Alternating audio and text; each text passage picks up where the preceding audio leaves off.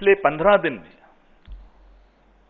लगभग तीसरी बार आज कांग्रेस की इस तरह की महत्वपूर्ण बैठक हुई जिसमें बहुत वरिष्ठ, हमारे तमाम वरिष्ठ नेताओं ने, जो दिल्ली में मौजूद थे, उन्होंने हिस्सा लिया।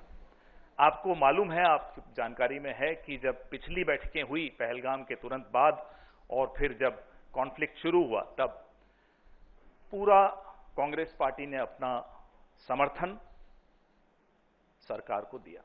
तो विपक्ष सरकार के साथ खड़ा था, देश की जनता सरकार के साथ खड़ी थी, देश का मीडिया तो सरकार के साथ खड़ा ही रहता है। लेकिन सरकार बैठ गई।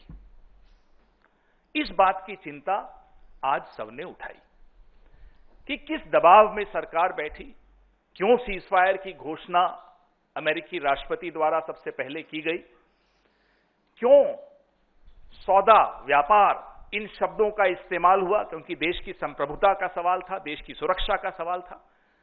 देश की संप्रभुता और सुरक्षा के बीच सौदा और व्यापार नहीं आ सकता। हमारे तमाम वरिष्ठ नेताओं ने ये सवाल उठाए। थोड़ी देर में हम आपको ये प्रस्ताव भी आपके सामने रखेंगे।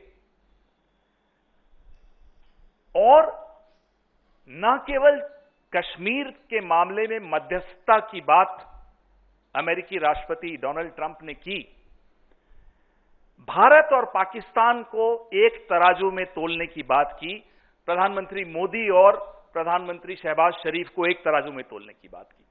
मोदी जी को स्वीकार हो सकता, हमें स्वीकार नहीं है। हम विपक्ष में हैं, लेकिन हम नहीं मानते इस बात को। यह कैसे हुआ और यह स्वीकार कैसे किया प्रधानमंत्री ने और देश की सरकार ने?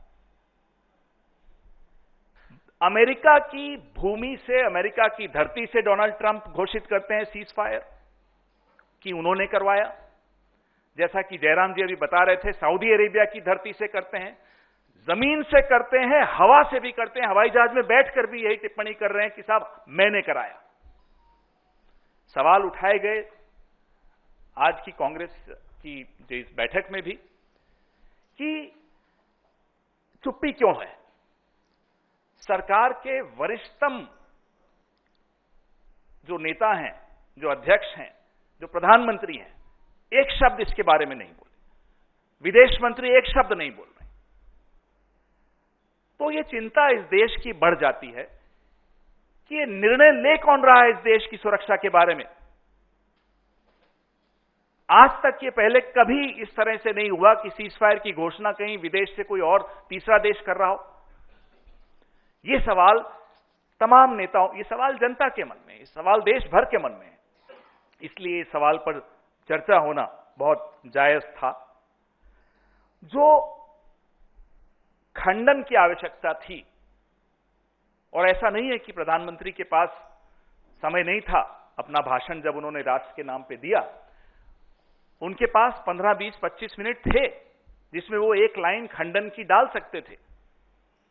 और यह आवश्यक होता है इस देश की संप्रभुता के लिए।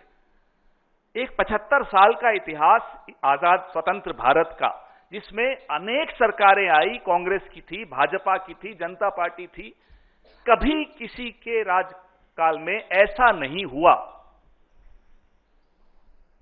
तो इसका खंडन होना बहुत आवश्यक था।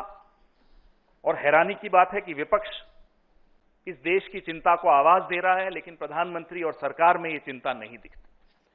पुंछ में जो निर्दोष नागरिक मारे गए, जब ये कॉन्फ्लिक्ट चल रहा था, इस दौरान उन सबको श्रद्धांजलि दी गई। और एक बहुत महत्वपूर्ण सवाल उठा कि क्या पहलगाम आतंकी हमले के लिए जो जिम्मेदार आतंकवादी थे, हमने कोई शर्त रखी है? क्या हम उनको वापस लाने के लिए कोई मियाद फिक्स की है? क्या सीजफायर की जो शर्तें हैं उसमें यह शामिल है या नहीं है? यह स्पष्ट तरीके से देश को जानना जरूरी है। क्यों, कहां गए वो लोग? उनके नाम आपने पब्लिक सार्वजनिक किए, उनकी फोटोग्राफ्स आपने सार्वजनिक की, लेकिन यह सार्वजनिक नहीं किया कि सीजफायर की घोषणा से पहले आपने पाकिस्तान के सामने यह शर्त रखी थी कि भैया इस दिन तक आपको ये 5 लोगों को हिंदुस्तान के हवाले करना है। और जो आतंकवादियों के नाम हम सब जानते हैं जो पाकिस्तान में हैं, क्या उनके बारे में कोई निर्णय हुआ, कोई शर्त रखी गई कि उन्हें भी सुपुर्द किया जाएगा, भारत को फला दिन इतने दिनों में सुपुर्द किया जाएगा, ताकि हम अपने हिसाब से कानूनी कार्रवाई उन पर कर सकें? ऐसी कोई स्पष्टता आज नहीं है। सीजफायर की शर्तों के बारे में किसी को कोई जानकारी नहीं है। सोर्सेस चला चला के आप लोग भी थक गए और देश भी थक गया सुन सुनकर। एस जयशंकर में एस कोई सोर्सेस नहीं होता, वो खुद आकर बोले ना। हम यही मांग करते हैं सरकार से कि बहुत गंभीर विषय है, ये सोर्सेस पर नहीं छोड़ सकते। एस साइलेंट होता है, ये सोर्सेस पर नहीं छोड़ा जा सकता। तो आप कृपया करके बताइए कि सीजफायर की घोषणा डोनाल्ड ट्रंप जी के माध्यम से क्यों हुई, अमेरिकी राष्ट्रपति जी के यहां से?